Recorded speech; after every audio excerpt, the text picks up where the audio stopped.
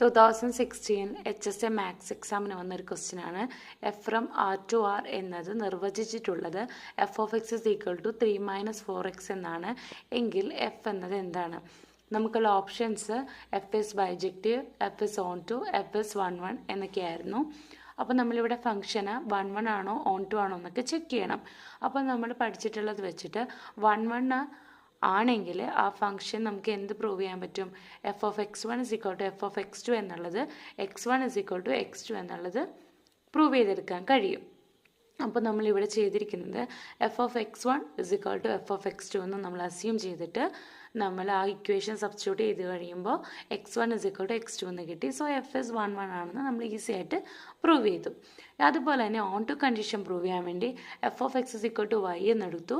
അപ്പോൾ നമ്മുടെ equation 3-4x is equal to Y എന്നാണ്. ഇനി അതിനെ നമ്മൾ എക്സ് ഇസ് ഈക്വൽ ടു എന്നുള്ള ഇക്വേഷനാക്കി മാറ്റി.